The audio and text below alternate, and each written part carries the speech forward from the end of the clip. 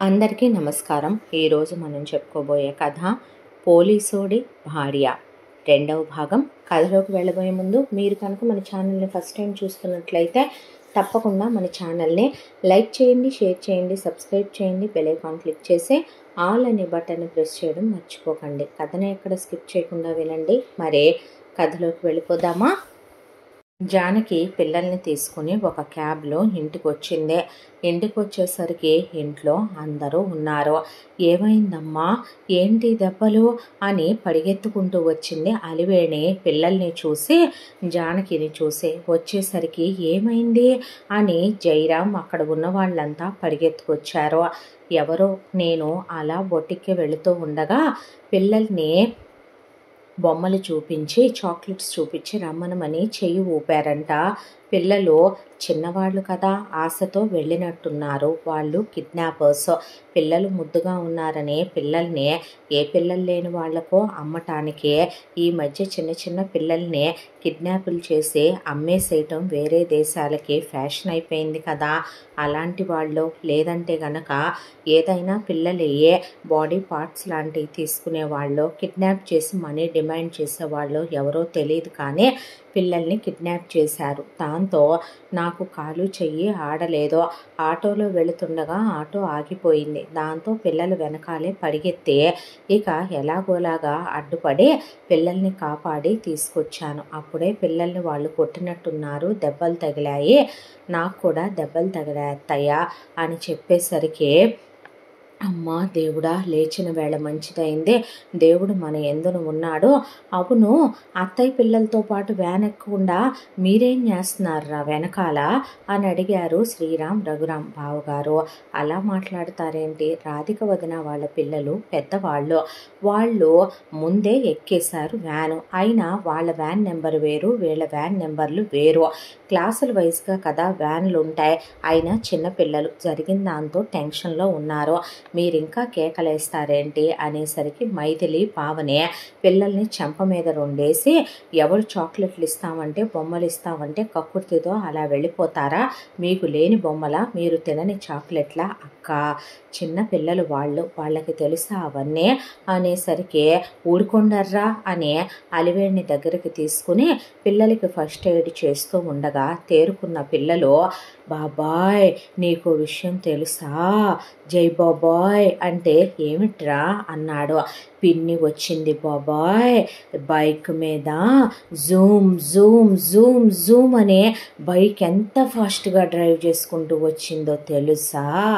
అక్కడికి వచ్చి బైక్ అలా మా వ్యాన్కి అడ్డుగా పెట్టి ఆ తర్వాత ఇంత బాడీలతో ఎంత హైటు వెయిట్ బ్లాక్గా చండాలంగా మూవీస్లో చూపించినట్టు ఘోరంగా ఉన్నారా. మమ్మల్ని కిడ్నాప్ చేసిన ఆ కిడ్నాపర్స్ వాళ్ళని పిన్ని ఎగిరెగిరి డిష్యూమ్ డిష్యూమ్ డిష్యూమ్ డిష్యూమ్ అని లేవకుండా కొట్టేసింది తెలుసా.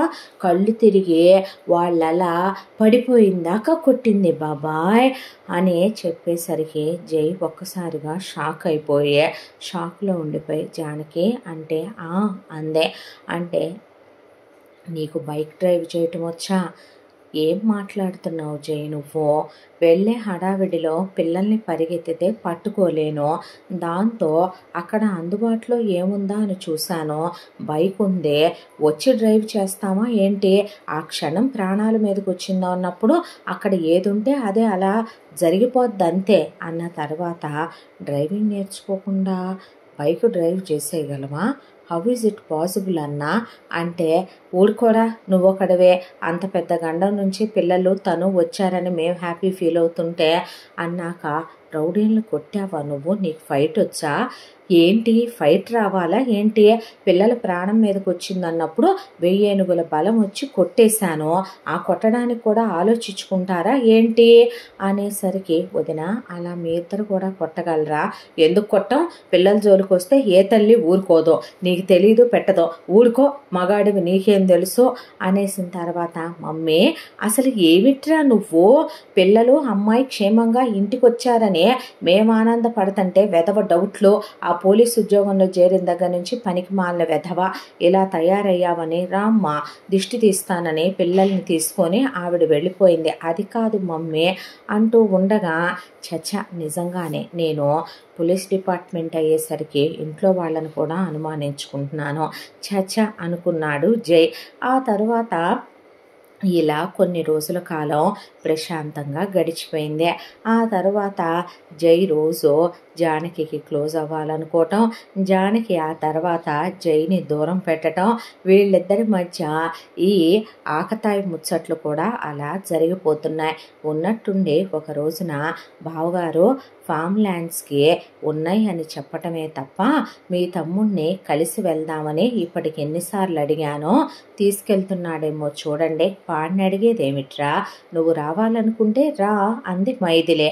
అవునమ్మా రా, మాతో పాటే రా అంటే అత్తయ్య అంటుంది మీ తమ్ముడిని దూరం పెట్టానని. రోజు అంటాడు మీ తమ్ముడు ఇంకా ఎన్ని రోజులు మన ఇద్దరి మధ్య దూరం అని.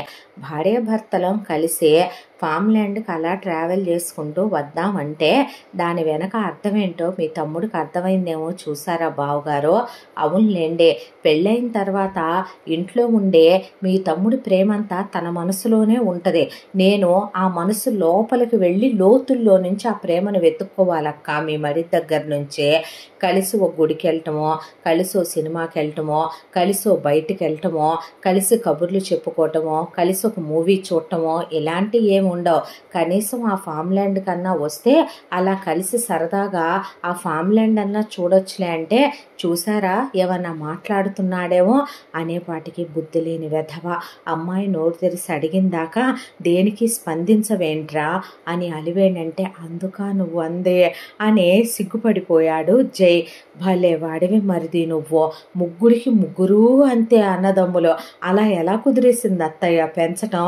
నా రాత అందరి చేత అనిపించుకోవటం వేరు, కోడళ్ళ చేత కొడుకుల్ని ఇలా పెంచావని అనిపించుకోవటం వేరు, ఏమైందిరా నీకు అనేసరికి ఇష్యూ మీరు ప్రశాంత పడండి, సాయంత్రం నేనే వచ్చే మహాతల్లి నిన్ను తీసుకొని వెళ్తాను, వస్తున్నాం ఈరోజు ఫామ్ ల్యాండ్ దగ్గరికి సరేనా అని చెప్పాడు శ్రీరామ్కి మైథిలికి. నన్ను అడగాలేంట్రా, అది నీది కాదా, నా ఒక్కడిదైనా, తీసుకొచ్చే అని చెప్పి వాళ్ళు వెళ్ళిపోయారు.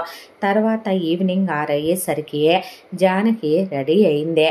రెడీ అయ్యి జైకి ఫోన్ చేసి ఇంకా రాలేదేంటంటే, సారీరా అర్జెంట్ కేసు ఒకటి వచ్చిందే, అది అయ్యేపాటికి నేను వచ్చేపాటికి నైట్ 8 అయిపోతుంది, ఈలోపు నువ్వు వెళ్ళిపో, నువ్వు వెళ్ళి అక్కడ కాసేపు ఆడుకో, ఈలోపు నేను ఈ కేసు సాల్వ్ చేసేసి నేను వస్తాను, వచ్చాక పెద్ద వదిన చాలా బ్రహ్మాండంగా వంట చేస్తుంది, దట్టు కట్టెల పొయ్యిల మీద వంటలు అద్దరిపోతాయి తెలుసా, అక్కడే భోంచేసేసి వద్దాము అన్నయ్య నేను నువ్వు వదిన సరేనా అని చెప్తే సరిపోయిందే. అత్తయ్య చూసారా అనేసరికి రానివ్వమ్మ చెప్తాను వెద్దవని అంది ఆవిడ. ఆ తర్వాత సరే నేను వెళ్తాను అని జానకి వెళ్ళింది ఫామ్ ల్యాండ్ దగ్గరికి. వెళ్ళాక మైథిలి రా రా రా రా రా అన్న తర్వాత, అక్క మీ మరిది ఈరోజు ఇక్కడికే వస్తాడంట భోజనానికి, అదెంత పని, 1 గంట టైం ఇస్తేనే 10 రకాలు వండుతానురా నేను అన్న తర్వాత, నేను హెల్ప్ చేస్తాపా, నీకు వంట వచ్చా జానకి అంటే, తింటం వచ్చక్క, వెజిటబుల్స్ అయితే కట్ చేసి ఇవ్వగలలే అన్న తర్వాత, ఇంట్లో అత్తయ్యకి నాకు వదినకి వంటొచ్చు, పావనికి ఎప్పుడు చూసినా దాని ధ్యాస అంతా బిజినెస్ మీదే ఉంటుంది, దానిలా నేను బిజినెస్లు చేయలేననుకో, అయినా మేముండగా మీరు వంట చేయాల్సిన అవసరం మీకేంట్రా, అలా మీకేం కావాలో చెప్పండి, అత్తయ్య తర్వాత పెద్ద కోడల్ని నేను, మీ అందరికీ అమ్మ లాంటి దాన్ని, ఏం కావాలంటే అది వండి పెట్టేస్తాను అనేసరికి, రామ్మ ఈలోపు ఫామ్ ల్యాండ్ చూతూ కానీ అని శ్రీరామ్ తీసుకువెళ్ళి ఒకవైపున అదని ఇదని, ఇటువైపున చెరుకు వేసామని,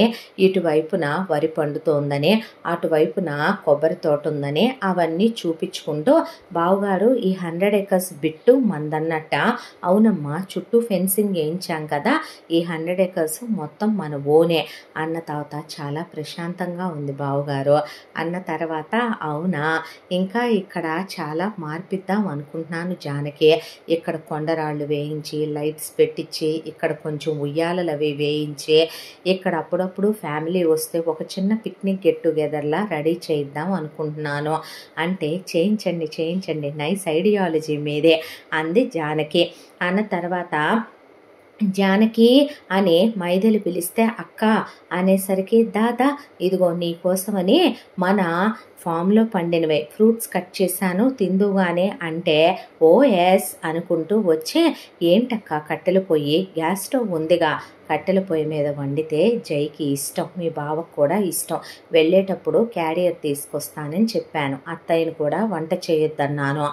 ఏంటి ఇంత పెద్ద దబరాలో చేస్తున్నావా ఇప్పుడు, ఎంతసేపు భలే దానివే అన్నాడు శ్రీరామ్.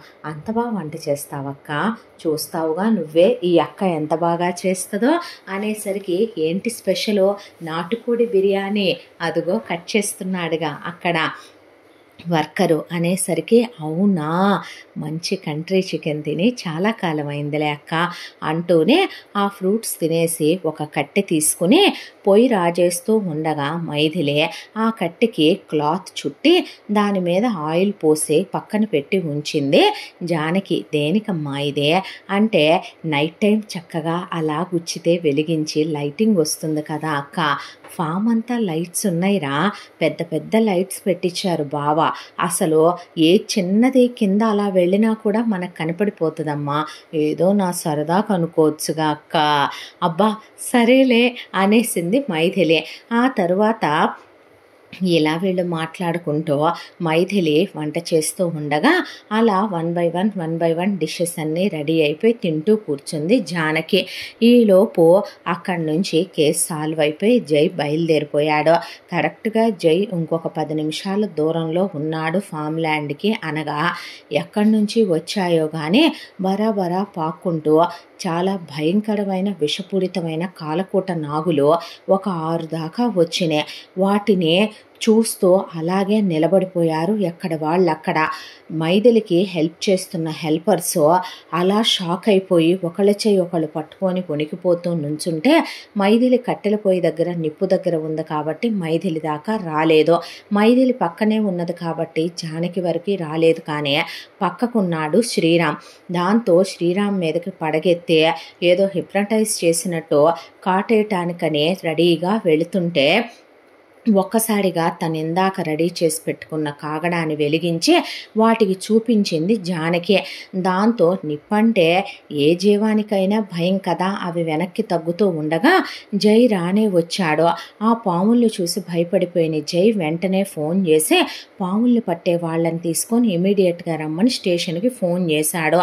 ఈలోగా ఆ పాములు ఒకదాని వెనక ఒకటి ఒకదాని వెనక ఒకటి వెళ్ళిపోతాయి అనుకుంటే ఒకటి వెనక్కి వెళ్తే ఇంకోటి ముందుకు వస్తుంది. ఈలోగా జై ఫోన్ చేసిన వాళ్ళు వచ్చి ఒక్కో పాముని పట్టుకుంటూ ఉండగా ఒక పాము ఎలా తప్పించుకుందో తెలియదు కానీ శ్రీరామ్ కాలిని చుట్టేసుకొని కరెక్ట్గా కాటేయటానికి అన్నట్టు వస్తూ ఉండగా జానకి దాన్ని గట్టిగా పట్టుకునేసరికి అది జానకిని కాటేసేసింది. ఆ తర్వాత జానకి దాన్ని బ్యాగ్లోకి విసిరేసింది. దాంతో జానకి నోట్లో నుంచి నురగలు వస్తూ కుప్పకూలిపోయేసరికి భయపడిపోతూ శ్రీరామ్ మైథిలి హడలిపోయారు. వెంటనే అంబులెన్స్కి ఫోన్ చేశాడు జై. ఫోన్ చేస్తే నీకేం కాదు నేనున్నానని కళ్ళల్లో నీళ్లు తిరిగిపోతే నా ప్రాణం కాపాడటానికి నీ ప్రాణం బలిపెట్టావా అమ్మా, చిన్నదాని అయిపోయావు, నీకు దండం పెట్టాలనిపిస్తుంది, నా పసుపు కుంకాలు కాపాడావా జానకి అని ఒకవైపున మైథిలి ఏడుస్తూ ఇంట్లో వాళ్ళకి ఫోన్ చేసేశారు వీళ్ళు. అయితే జైని భయపడకు, వచ్చిన 6 పాముల్లో కూడా 3 పాములు ఈ జాతికి చెందినవి, అవి చాలా భయంకరమైన విషపూరితమైన, మిగతా 2 పాములు ఈ జాతికి చెందినే. అవి కాటేస్తే మనిషి కాటేసిన 10 నిమిషాల్లో చనిపోతాడు. ఇది కాటేసిన తర్వాత 4 గంటల టైం ఉంటుంది. నువ్వు అంబులెన్స్ ఫోన్ చేసావు, అది వచ్చి నన్ను తీసుకెళ్ళటానికి గంట, నాకు యాంటీవెనమ్ ఇవ్వటానికి ఎలా లేదన్నా ఇంకో 1 అవర్ వేసుకున్నా నేను బ్రతికే ఉంటాను, చనిపోను. పాము కాటేసినప్పుడు నోట్లోంచి నురుగులు వస్తాయి, నువ్వు టెన్షన్ పడకు అన్న తర్వాత మైథిలి క్లాత్ తీసుకొచ్చి కట్టింది కానీ లూజ్గా కట్టేపాటికి అక్క నువ్వులే ముందో అని నోట్లోంచి నురుగులు వస్తుంటే ఆ నురుగులు తుడిచేసుకుంటూ జై ఇట్రా అంటే చెప్పరా అనేసరికి ఇక్కడ గట్టిగా కట్టు అంది. గట్టిగా కట్టిన తర్వాత అక్క ఒక నైఫ్ కానీ ఈ బ్లేడ్ కానీ తీసుకురాని నైఫ్తో చివ్వేసి అక్కడ బ్లడ్ అంతా కూడా ఒత్తేసింది జానకి. ఏంటి ధైర్యం, ఒక ఆడపిల్లలో ఇంత ధైర్యం ఉంటుందా అసలు? ఏంటిదంతా? ఆ పాముల గురించి ఏదో తను చదివినట్టు తనకి తెలిసినట్టు అంత క్లియర్గా క్లారిటీగా ఎలా ఎక్స్ప్లెయిన్ చేసిందని జై షాకులో ఉండగానే అంబులెన్స్ రావటం, ఆ అంబులెన్స్లో జానకితో పాటు శ్రీరామ్ మైథిలి ఎక్కి జైని రే అనేసరికి అన్నా అని ఎక్కాడు. ఆ తర్వాత హాస్పిటల్కి తీసుకెళ్ళడం, లోపల అమ్మాయిని వాళ్ళు థియేటర్లోకి తీసుకెళ్ళిపోవటం అన్నీ జరిగిపోయినాయి. ఆ తర్వాత ఇంటిల్లపాది అక్కడికి వచ్చేసరికి ఇలా పాము కడిచింది అనేసరికి అమ్మో అమ్మో అమ్మో, అన్ని పూజలు అన్ని వ్రతాలు అన్ని నోములు నోస్తున్నాను, నా బిడ్డలకి ఏంటిది దెబ్బ మీద దెబ్బ దెబ్బ మీద దెబ్బ అంటే నా ప్రాణాలు కాపాడబోయి తన ప్రాణాల మీదకి తెచ్చుకుందమ్మా అని శ్రీరామ్ అనేసరికి డాక్టర్ ఎలా ఉంది తనకి అన్నాడు ప్రకాష్. అనేసరికి సార్ మేము మా పనిలో మేమున్నాం, కొంచెం టైం ఇవ్వండి అన్నాక సార్ యాంటీవెనం ఇచ్చాము, కాకపోతే మేడం చాలా జాగ్రత్తగా చూసుకోండి, ఒక 1 వీక్ పడుతుంది తను సెట్ అవ్వడానికి అన్న తర్వాత వాళ్ళు డిశ్చార్జ్ చేసి ఇంటికి తీసుకొచ్చారు జానకినే. తెచ్చిన తర్వాత పాము కాటేసిందని ఈలోపు అలివేణి సుబ్రహ్మణ్యేశ్వర స్వామి గుళ్ళ చుట్టూ తిరిగి ఇంట్లో హోమం పెట్టే ఇంట్లో దేవుడికి అభిషేకాలు చేయించుకుంటూ ఇక ఒకవైపున ఇంటికి వచ్చిన తర్వాత జానకికి హారతులు ఇచ్చి జానకికి డాక్టర్ గారు పెట్టమన్న ఫుడ్ పెడుతూ దిష్టులు తీసి ఆవిడ చాలా జాగ్రత్తగా చూసుకుంటూ పగబట్టినట్టు పిల్లల మీదకి రావటం ఏంటనే సర్పదోషాలు ఏమైనా ఉన్నాయేమోనని జ్యోతిష్యుడిని పిలిచి చూపించుకుంటూ అందులో మునిగిపోయింది ఆవిడ. ఇంటికి వచ్చిన జానకిని రే నువ్వు ఇంజనీరింగ్ కదూ చేసిందే అన్నాడు జై. అవును అంటే పాముల గురించి అలా ఎలా చెప్పావు అంటే మడి కాకపోతే బుద్ధు, నాకు బుక్స్ చదివే అలవాటు ఉంది, దాంతోనే ఇంట్రెస్టింగ్గా అనిపించి చదివాను, అందులో రకరకాల పాముల గురించి రాసి ఉంటుంది, వచ్చిన పాముల్లో ఈ రకాలు వచ్చినాయి, దాంతోనే నాకేం కాదు డేంజర్ నువ్వు భయపడకని చెప్పాను, నువ్వు ఏడిస్తే బాల ఇంకెప్పుడు ఏడవకో అన్న తర్వాత అవును బావగారు ఒక మాట అడగనా, అక్క ఫామ్ ల్యాండ్ అంతా లైట్స్ పెట్టించారు అంది కదా, మరి సెక్యూర్డ్గానే ఉంది కదా ఫామ్ ల్యాండ్ అంతా, ఫెన్సింగ్ అవన్నీ ఉన్నాయి కదా, ఇంతకుముందు ఎప్పుడైనా వచ్చాయా అలా పాములు?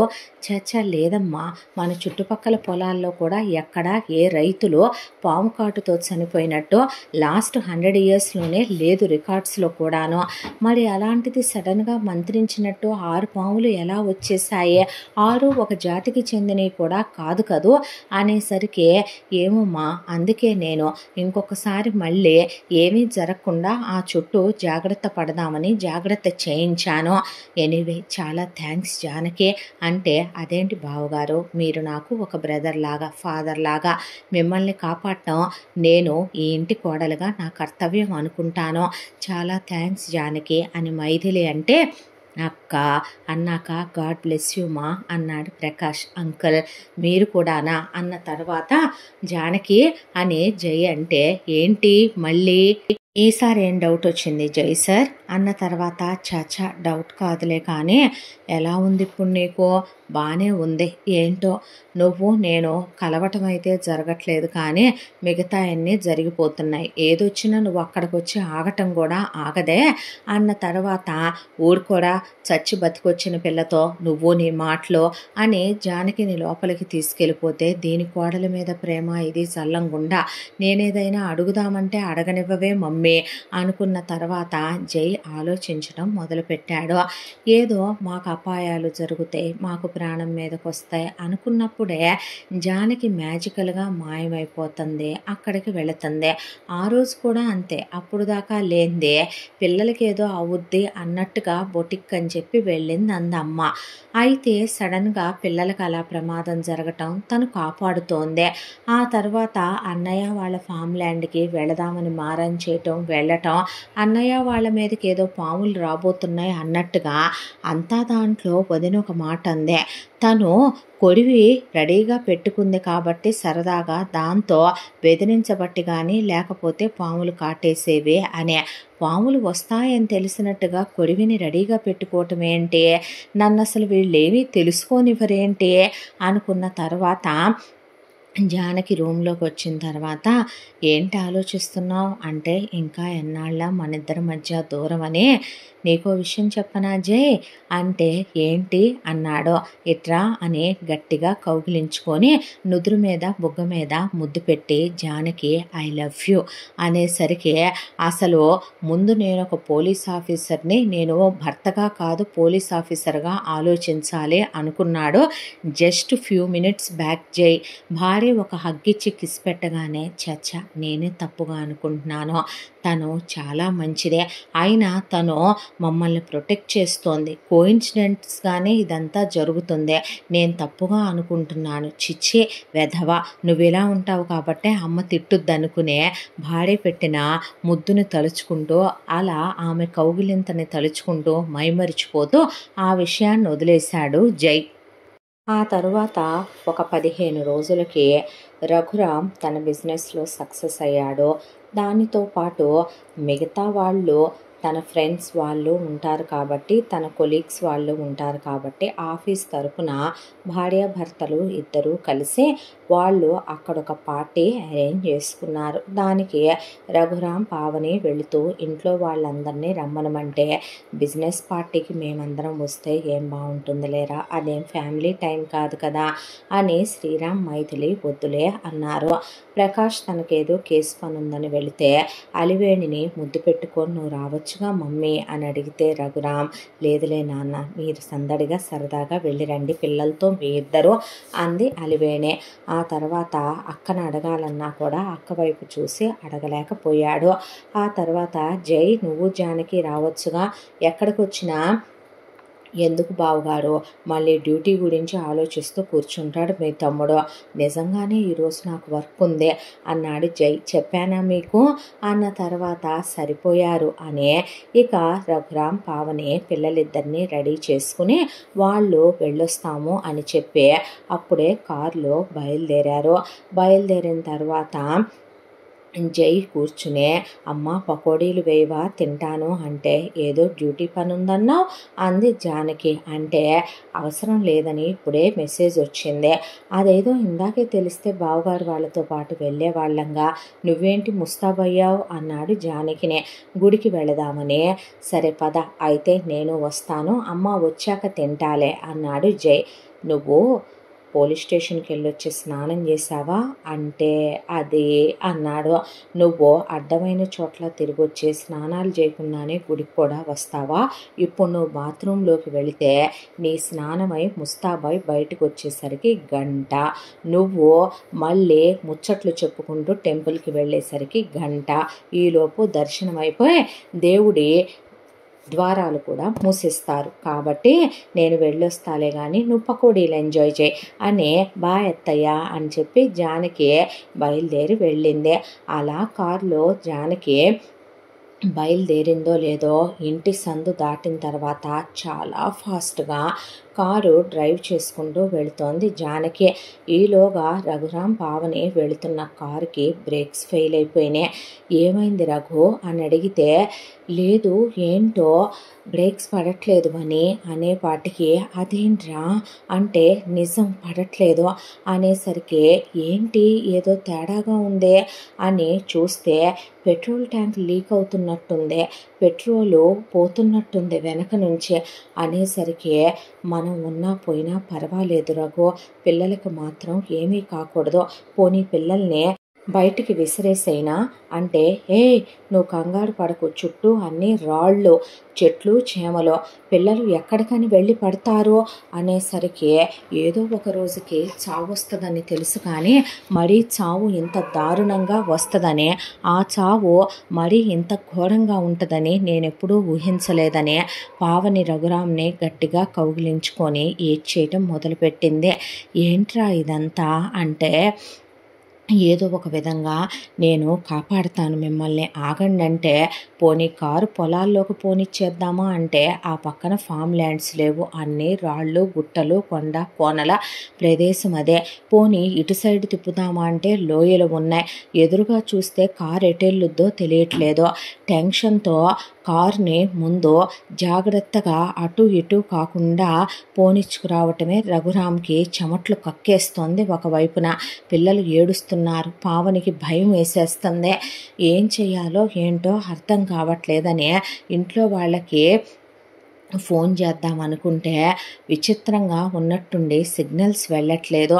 దాంతో దుఃఖం వచ్చేసింది. కరెక్ట్గా అదే టైంకి వీళ్ళ కారు పక్కగా అలా జానకి కారు వచ్చి జానకి బలమైన రాయి ఒకటి తీసుకొని వీళ్ళ మిర్రర్ కేసి కొట్టేపాటికి అప్పుడు వీళ్ళు అద్దం దించి, నువ్వేంటి జానకి ఇలా, నేను గుడికి వెళ్దామని వచ్చాను, ఎందుకు అంత ఫాస్ట్గా డ్రైవ్ చేసుకెళ్తున్నారు బావగారు, ఈ రూట్ బాగోదు అంటే, డ్రైవ్ చేయటమా పాడా, మా కారు బ్రేక్స్ ఫెయిల్ అయిపోయాయి, పెట్రోల్ ట్యాంక్ లీక్ అవుతుంది బావా, వెనక అంతా ఆయిల్ పోతోంది అనేసరికి జానకి అంటే, అక్క అంటే, నేను పోయినా ఆయన పోయినా పర్వాలేదు, పిల్లలకి ఏం కాకూడదు, పిల్లల్ని కాపాడవా జానకి, పిచ్చి పట్టిందా, పిల్లల్ని మాత్రమే కాపాడుతానా ఏంటక్క అని ముందు జానకి ఒకవైపున డ్రైవ్ చేసుకుంటూనే, కారు దగ్గరగా పోనివ్వండి బావగారు అని బ్యాక్ సైడ్ మిర్రర్స్ దించి, అక్క పిల్లల్ని అట్నుంచి ఇటు ముందు దాటిచ్చేసే అని పిల్లల్ని కారులోంచి ఆ కారులోకి పడేశాక,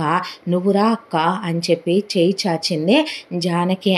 అయితే రఘురామ్ వైపు చూస్తే, వెళ్ళవే అంటే, నిన్ను వదిలి నేను వెళ్ళను, నిన్ను నేను ఎంత ప్రేమించి పెళ్లి చేసుకున్నానో నీకు తెలియదు, నువ్వు లేకుండా నేను బ్రతకలేను, నేను ఎక్కడికి వెళ్ళను, ముందు నువ్వు ఉండాలి పిల్లల కోసం, బావగారు మీరు ఉంటారు, టెన్షన్ పడకండి, అక్క ఈ టైంలో నువ్వు నర్వస్ అవ్వకు, పక్కన వాళ్ళని నువ్వు కంగారు పెట్టకు అనేసేసరికి, నువ్వు రా ముందు అని అట్నుంచి రఘురామ్ పుష్ చేయటంతో పావని ఇటు నుంచి వెళ్ళి అవతల కారులో పడింది. ఆ తర్వాత బావగారు మీరు రండనే ఇటు నుంచి పావని అట్నుంచి ఇంకొక వైపున జానకి చెయ్యిచ్చి చాలా జాగ్రత్తగా పట్టుకొని రఘురామ్ని లాగేశారు. లాగేసిన తర్వాత అమ్మయ్య ప్రాణాలతోనే ఉన్నామని భార్య మీద వాలిపోయాడు రఘురామ్. ఈలోపు రఘురామ్ వాళ్ళ కారు ఎటెళ్తుందో తెలియకుండా లోయలోకి పడిపోయి బ్లాస్ట్ అయిపోయి పేలిపోయింది కారు.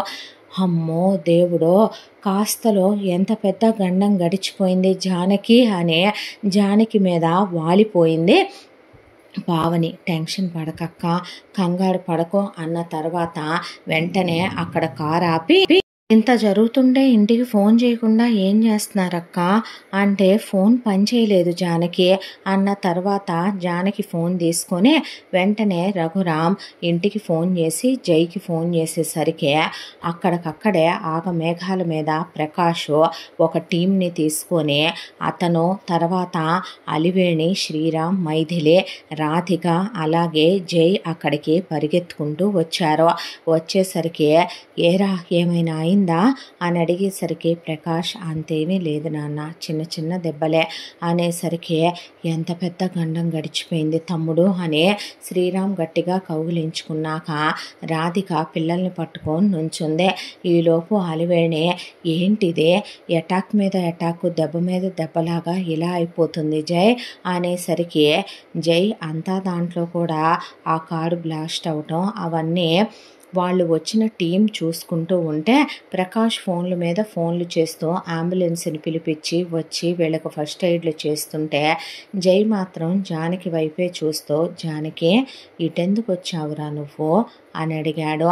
ఆ మాటకి, గుడికని చెప్పాను కదా నీతో అంటే, గుడికి వెళ్ళే దారి ఇది కాదుగా, ఇటు వెళితే గుళ్ళేమీ లేవుగా అన్నాడు.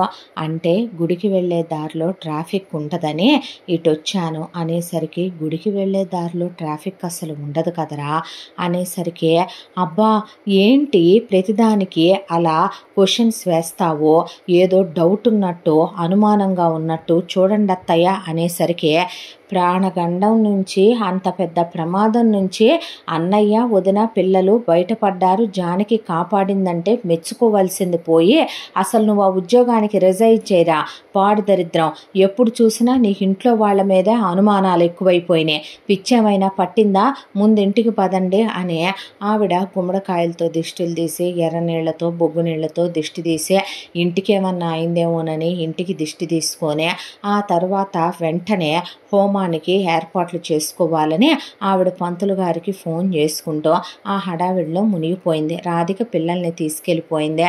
ఇక మైథిలి పావనికి ధైర్యం చెప్తూ శ్రీరామ్ రఘురామ్కి ధైర్యం చెప్తూ ప్రకాష్ అసలు ఇదంతా ఎలా జరిగిందో కనుక్కోవాలని అక్కడ వేరే ఆఫీసర్లతో మాట్లాడాలని ప్రకాష్ బయటికి వెళ్ళిపోయాడు.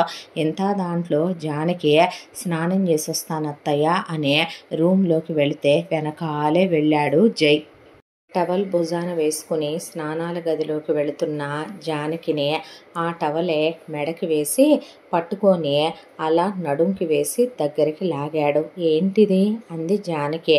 అనేసరికి మొగుణ్ణంటావు, తాళి కట్టించుకున్నావు, పెళ్ళాంగా వచ్చే ఇంట్లో నా గుండెల్లో ఈ గదిలో తిష్ట వేశావు, కానీ నేను ముట్టుకోకూడదు అంటావు, నన్ను దూరం పెట్టేస్తావు అనేసరికి ఆ టవల్ని ఒక్కలాగు లాగి జై షర్టు పట్టుకొని దగ్గరకు లాగింది జానకి. లేదే, దూరం పెట్టట్లేదే, ఎవరు చెప్పారు నేను దూరం పెడతానని అనేసరికి అంటే అన్నాడు.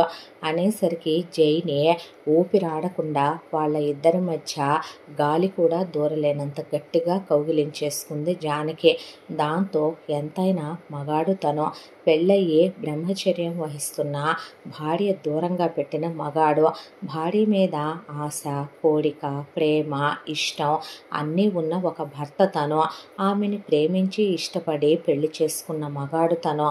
దాంతో అసలు ఆమెని ఏం అడుగుదామని ఏం క్వశ్చన్స్ వేద్దామని వచ్చాడో ఆ విషయం మర్చిపోయి ఆ కౌగిలింతలో మునిగిపోయాడు. ఆ తర్వాత జై ముఖాన్ని దగ్గరగా తీసుకుని రెండు చేతులతో నుదురు మీద, కళ్ళ మీద, చెంపల మీద ముద్దు పెట్టింది జానకి. ఆ తర్వాత ఇంతేనా అన్నాడు జై. కాదే అని అతన్ని దగ్గరగా తీసుకుని అతని పెదవుల మీద గాఢంగా అరగంట సేపు ముద్దు పెట్టుకుంది. ఎంతైనా ఉప్పు కారం తింటున్న మగాడు, ఫీలింగ్స్ ఉన్న మనిషే. దాంతో మైమరిచిపోయే భార్య ముద్దులలో కౌగిలింతలలో మునిగిపోయి ఆకాశంలో తేలిపోతూ స్వర్గలోకపు అంచులు దాటి స్వర్గంలోకి వెళ్ళిపోయింది దేవ్ మనసు. ఆ తర్వాత ఇంకా చాలే ఈ రోజుకి అని జైని అలా వెనక్కని స్నానానికి వెళ్ళొస్తాను అని జానకి బాత్రూంలోకి వెళ్ళిపోయింది. అసలు అడగాలనుకున్న విషయం ఏంటో, తను ఎందుకు వచ్చాడో, చిన్నన్నయ్య వాళ్ళు ఉండే ప్లేస్కి నువ్వు ఎలా వెళ్ళావు, ఏదో తెలిసినట్టుగా వాళ్ళను నువ్వు ఎలా కాపాడావు, ఎన్నో క్వశ్చన్లు వేయాలని వచ్చిన వాడు కాస్త అవన్నీ మర్చిపోయే జానకి పెట్టిన ముద్దులో మునిగిపోయే అసలు అలా సిగ్గుపడిపోతూ దిండుని గట్టిగా కౌగిలించేసుకొని ఇవాళ ముద్దు దాకా వచ్చిందంటే త్వరలోనే నాకు ఫస్ట్ నైట్ యోగం రాసుందనే కలలు కంటూ ఆ తర్వాత కిందకెళ్ళి మమ్మీ బీభత్సమైన ఆకలేస్తోంది, ఈరోజు బిర్యానీ చేయవా అనేసరికి మాకు కూడా అన్నారు మిగతా వాళ్ళు. అంతకన్నానా అని రాధిక రామ్మ అన్న తర్వాత వాళ్ళు బిర్యానీ చేయటానికని వెళ్ళిపోయారు. ఈలోగా ఏంటి మరిది తెగ సిగ్గుపడిపోతున్నావు అని వదిలినంటే ఏంట్రా విశేషం అన్న తర్వాత అంత లేదులే అన్న తర్వాత లిప్స్టిక్ మార్క్స్ తుడుచుకోవటం మర్చిపోయాడు మీ తమ్ముడు అని వదిలిననేసరికి రే మగాళ్ళ పరువు దిగురా అనేసరికి పోహన్నా పోండొదినా అని పరిగెత్తుకుంటూ గదిలోకి వెళ్ళాడు. ఇలా సరదాలు సంతోషాల మధ్య ఆ రోజు గడిచిపోయింది. జరిగిన విషయంలో నుంచి మెల్లగా ఇంట్లో వాళ్ళంతా బయటకు వచ్చేసారు. రోజు జై ఎప్పుడు క్లోజ్ అవుదాం, పోనీ హనీమూన్కి వెళ్దామా, టికెట్లు తీనా, ఏంట్రా నేను ప్రేమించట్లేదంటావో, ప్రేమిస్తున్నావా, అయితే నువ్వు ప్రేమ అంటే నీ మనసులో ఉంచుకోవటం కాదు, ప్రేమని చూపించాలి. నేను నిన్ను ముద్దు పెట్టుకున్నానా, నువ్వు నన్ను ముద్దు పెట్టుకున్నావా, నువ్వేలే, కానీ నేను నీ అంత షార్పు అప్పర్ హ్యాండ్ తీసుకోలేను. ఛీ, అబ్బాయి వయుండి ఆ మాట చెప్పడానికి సిగ్గులేదు ఫూల్ అన్న తర్వాత గుడ్ న్యూస్ అనే పరిగెత్తుకుంటూ వచ్చారు శ్రీరామ్ మైథిలి. ఏంటని ఇంట్లో వాళ్ళంతా గదుల్లోంచి బయటకు వచ్చేసరికి శ్రీరామ్ తను చేసే ఆర్గానిక్ ఫార్మింగ్కే తనని గుర్తించి అవార్డు ఇచ్చారని చెప్పేసరికి ఇంటిల్లపాదే ఆనందంలో మునిగి ఉబ్బి తబ్బిబ్బైపోయారు. టీవీ ఆన్ చేస్తే ఎందులో చూసినా శ్రీరామ్ గురించే. అసలు వాళ్ళ సంతోషాలకి అవధులు లేవు, పట్టపగ్గాలు లేవు. దాంతో ధూమ్ధామ్గా పార్టీ ఇద్దామన్నా అని రఘురామ్ అనేసరికి మరీ అన్నారు పావని వాళ్ళు. అన్న తర్వాత రేపే గ్రాండ్గా పార్టీ ఏర్పాటు చేద్దాం అన్న తర్వాత చాలా గ్రాండ్గా రఘురామ్ ఆర్గనైజ్ చేస్తూ పార్టీ ఏర్పాటు చేయించాడు. అంతా దట్టు అది అతనికి బెస్ట్ ఫార్మర్గా వచ్చిన అవార్డు కాబట్టి ఆ ఫార్మింగ్కి సంబంధించినవన్నీ అందంగా అరటి చెట్లు, అందంగా అక్కడ చక్కగా కొబ్బరి పిలకలు అవన్నీ పెట్టించి చాలా అందంగా డెకరేట్ చేయించింది పావని. ఎంతైనా ఆర్కిటెక్టివ్ కదా వదిన, కనపడిపోవాలి అదే. అబ్బా మరి అంది. అన్నాక చాలా బ్యూటిఫుల్గా ఉంది వదిన అన్నాక గెస్టులు రావటం మొదలుపెట్టారు.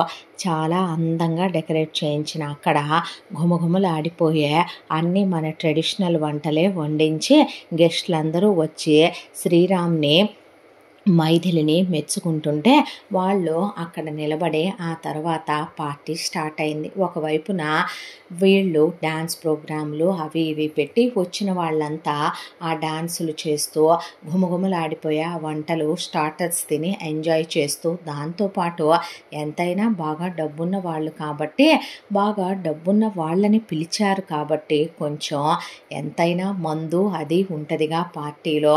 అలా అందరూ తీసుకొని ఆడ మగ తేడా లేకుండానే తాగుతారు కాబట్టి మహానగరాల్లో తాగుతూ ఉంటే ఈలోపు అలివేణి, మైథిలి, పావని అలాగే రాధిక, జానకి ఒక దగ్గర కూల్ డ్రింక్స్ తీసుకొని ఒక టేబుల్ దగ్గర కూర్చుంటే పిల్లలు ఆడుకుంటున్నారు. బాగా ముస్తాబయ్యారు మొత్తానికి.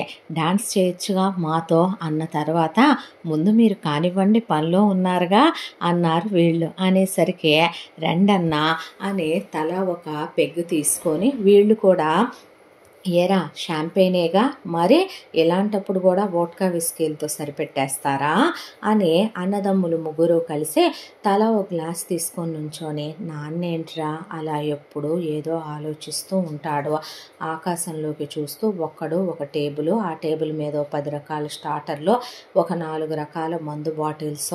నాన్న ఫేస్లో ఏమీ ఉండదు, ఒక ఎగ్జైట్మెంటు, ఎంజాయ్మెంటు, హ్యాపీనెస్ ఏదీ కనపడదు. ఎప్పుడు చూసినా అలా ఉంటాడేంటో, ఏ లోకంలోకి ఆలోచిస్తాడంటావురా అని శ్రీరామ్ అంటే, ఇప్పుడు నాన్న గురించి పట్టించుకుంటే అన్న మనం ఒక్క స్టెప్ కూడా ఫ్రంట్కి వేయలేం. నాన్న ఏ కేసు గురించో, ఏ క్రిమినల్స్ గురించో, ఏ డిస్కషన్సో, ఆర్గ్యుమెంట్సో, ఎంతైనా ఎన్కౌంటర్ స్పెషలిస్ట్ కదా, ఎన్కౌంటర్ల గురించో ఆలోచించుకుంటూ ఉంటాడులే. ఏరా అన్న తర్వాత ఏమో బాబోయ్ నాన్న జోలికి నేను అస్సలు వెళ్ళను అనేశాడు జై. ఇలా వీళ్ళ అన్నదమ్ములు మాట్లాడుకుంటూ ఉండగా ఎక్కడి నుంచి కాల్చారో ఎవరు కాల్చారో తెలియదు కానీ సడన్గా ఒక బుల్లెట్ దూసుకుంటూ ఎయిమ్ చేసి జై వైపే దూసుకొస్తూ ఉండగా జానకి జైని తోసేసేసరికి అది కరెక్ట్గా జై హార్ట్గా తగలాల్సిందే. జానకి జై కన్నా హైట్ తక్కువ ఉంటుంది కాబట్టి జానకి షోల్డర్లో నుంచి దిగిపోయింది. జానకి వెంటనే అలా కుప్పకూలిపోయింది. దాంతో ఎక్కడి వాళ్ళక్కడ పార్టీ ఆగిపోయి పరిగెత్తుకుంటూ వచ్చేసరికి జై గట్టిగా పట్టుకునేసరికి శ్రీరామ్ ఫోన్ చేస్తూ ఉండగా అంబులెన్స్కి జై ఏడుస్తుంటే రక్తపు చేత్తోనే నాకేమీ కాదు, నువ్వు ఏడవద్దు, నీకేం కాలేదుగా, నీకెక్కడ ఏమీ తగలలేదుగా జానకి అనేసరికి నీకేం కాదని నేను చెప్తున్నానుగా, నేనుండగా మీ ఎవరికి ఏమీ కానివ్వను అనేసరికి అది కాదురా అని బ్లడ్ ఆపుదామని ఎంత కర్చీఫ్ పెడుతున్నా తడిచిపోతున్నాయి తప్ప బ్లడ్ ఆగట్లేదు. టెన్షన్ పడద్దు, నా బ్లడ్ గ్రూప్ ఇదే, నాకు కరెక్ట్గా హార్ట్కి ఇంచెస్ పైన నాకు బుల్లెట్ తగిలింది. సో నా హార్ట్కి ఏమీ ప్రమాదం లేదు, నా ప్రాణం పోదు, కాసేపట్లో నేను అన్కాన్షియస్ అవుతాను, వెళ్తే సర్జరీ చేసి బుల్లెట్ తీస్తే నేను బ్రతుకుతాను. యూ డోంట్ వర్రీ, నువ్వు టెన్షన్ పడకో, ముందు నువ్వు ఏడవద్దన్నానా, ఏడిస్తే బాలేవురా అంటూనే కళ్ళు తిరిగి స్పృహ తప్పిపోయింది జానకి.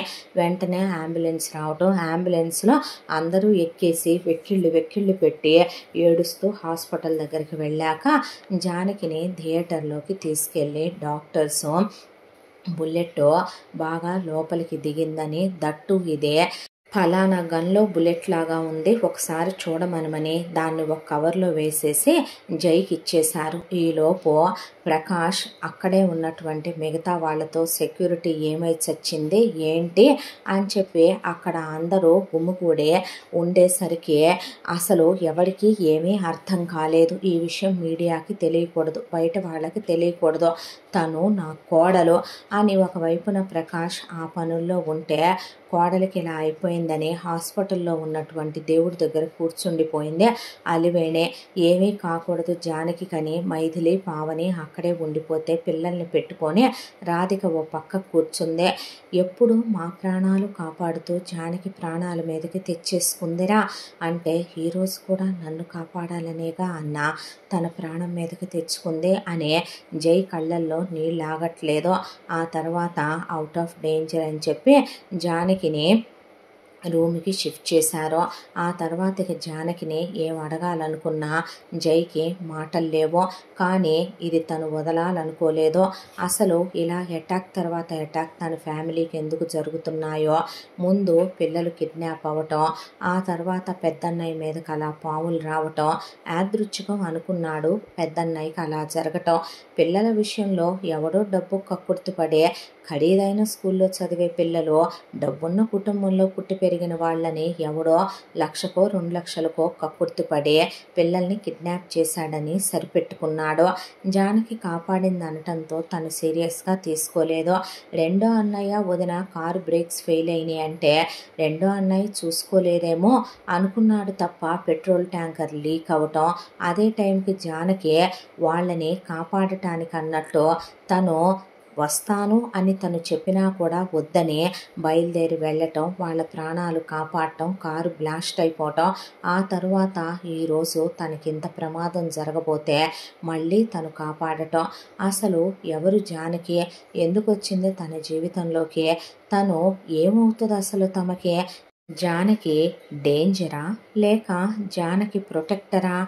జానకి వచ్చిన తర్వాతే ఇవన్నీ జరుగుతున్నాయి. కానీ ఆ జరిగిన దాంట్లో తనకి కానీ తన కుటుంబానికి కానీ ఏమీ జరగనివ్వకుండా ఆ జరిగిన ప్రతి ప్రమాదానికి తను అడ్డు వెళ్ళి తమ కుటుంబాన్ని, పిల్లల్ని, తమని కాపాడుతూనే ఉంది జానకి. జానకి అసలు తన జీవితంలోకే కోయిన్సిడెన్స్గా అనుకోని ఒక అతిథిలా వచ్చింది. జానకి వచ్చిన తర్వాత ప్రమాదాలు వస్తున్నాయా, ప్రమాదాలు వస్తున్నాయని జానకి ఎదురు వెళ్ళి కాపాడుతోందా, ఏమీ అర్థం కాలేదు జైకి. ఆ తర్వాత జానకి డిశ్చార్జ్ అవటం, అంత పెద్ద ప్రమాదం నుంచి కోడలు బ్రతికి బట్టకట్టి ఇంటికి వచ్చిందని అలివేణి పెద్ద ఎత్తున పూజలు, వ్రతాలు, యజ్ఞయాగాలు చేయించి ఆ అమ్మాయిని కాలు కింద పెట్టనివ్వకుండా ఒకవైపున తోడికోడళ్ళు, ఒకవైపున అత్తగారు, ఆడపడుచు చూసుకుంటూ జానకికి బోన్ సూప్స్ అని అవని ఇవని కాచి కాలు కింద పెట్టనివ్వట్లేదు. జై ఒకవైపున కూర్చుని కబుర్లు చెప్తున్నాడే కానీ, మాట్లాడుతున్నాడే కానీ జానకిని గమనించటం మొదలుపెట్టాడు. జానకి చాలా టైట్ ఫిట్గా ఉండే బట్టలు వేసుకుని వెయిట్స్ ఎత్తుతుంది. జానకితో పాటు తను ఇంట్లోనే జిమ్ రూమ్ ఉంది. ఆ జిమ్ రూమ్లోకి వెళితే జానకి వెయిట్లు లిఫ్ట్ చేయటం, జానకి ఒకవైపున ఎక్సర్సైజులు మగాళ్లతో ధీటుగా ఉండేవి చేయటం, జానకితో పాటు రన్నింగ్కి వెళ్దామా అంటే వై నాట్ అని వచ్చింది. జాగింగ్ తనతో పాటు చేయలేకపోయాడు, రన్నింగ్ తనతో పాటు తను చేయలేకపోయాడు.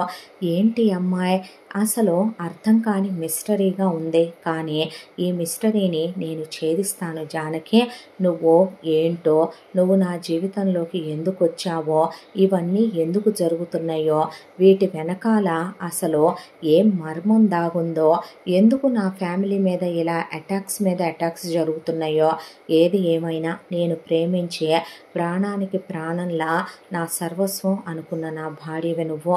నీ మీద ఎవరు అటాక్ చేశారో, ఆ బుల్లెట్ ఏ గన్లో నుంచి వచ్చిందో, ఎవరు ఫైర్ చేశారో, ఎవరు చేయించారో, నువ్వు పోలీసోడి పెళ్ళానివే. అంతా ఈజీగా ఈ విషయాన్ని నేను వదిలిపెట్టే ప్రసక్తే లేదని తనలో తాను జై అనుకుంటూ ఉండగానే జానకి ఇప్పుడు బెటర్ కదా జై, నా హ్యాండ్ మామూలు అయిపోయినట్టే కదూ చూడు అనేసరికి జై అలా పట్టుకునేసరికి మజిల్ ఓకే కదా అని అక్కడే ఉన్న బాక్సింగ్ గ్లౌజెస్ వేసుకుని ప్రాక్టీస్ చేస్తోంది జానకి. ఏమీ మాట్లాడకుండా అవును పూర్తిగా క్యూర్ అయిపోయింది జానకి అన్న తర్వాత, తెలుసు నాకు నాది ఐరన్ బాడీ అన్న తర్వాత, అవును నిజంగానే ఐరన్ బాడీయే, గోల్డెన్ లేడీవి కూడా నువ్వు. కాకపోతే విషయం ఏంటనేదే కనుక్కున్న దాకా నీ మొగుడు నిద్రపోలేవే అనుకొని అలా చూస్తూ ఉండగా భార్య వైపు ఆ అమ్మాయిని ఆపాదమస్తకం గమనించడం మొదలుపెట్టాడు. ఆ తర్వాత అమ్మాయి షెల్ఫ్లన్నీ వెతికాడు, ఆ అమ్మాయి వచ్చేటప్పుడు తీసుకొచ్చిన బ్యాగులన్నీ వెతికాడు. ఏ ఒక్క ప్రూఫ్ కూడా దొరకలేదు జైకి. అంత త్వరగా నువ్వు దొరికిపోతావా బంగారం అనుకొని నిన్ను వదిలేది లేదులే, చూస్తూ ఉండు, ఇది ఏంటనేది మిస్టరీ ఛేదించకపోతే నేను ఎంతో ప్యాషన్తో అయ్యాను ఐపీఎస్ని, దానికి ఒక సార్థకత ఉండదులేవే అని జై ఒకవైపు నుంచి పర్సనల్ ఇన్వెస్టిగేషన్ స్టార్ట్ చేశాడు జానకి మీద జరుగుతున్నటువంటి పరిణామాల మీద. ఇంతటితో పోలీసోడి భార్య 2వ భాగం పూర్తి. 3వ భాగంతో మళ్ళీ కలుసుకుందాం. తప్పకుండా మన ఛానల్ని లైక్ చేయండి, షేర్ చేయండి, సబ్స్క్రైబ్ చేయండి, బెల్ ఐకాన్ క్లిక్ చేసి ఆల్ అనే బటన్ని ప్రెస్ చేయడం మర్చిపోకండి. ఇంత మంచి కథను మనకు అందించిన కథా రచయిత్రి జి యామిని శ్రీనివాస్ గారు. మిగిలిన కథతో మళ్ళీ రేపు కలుసుకుందాం. Thank you so much.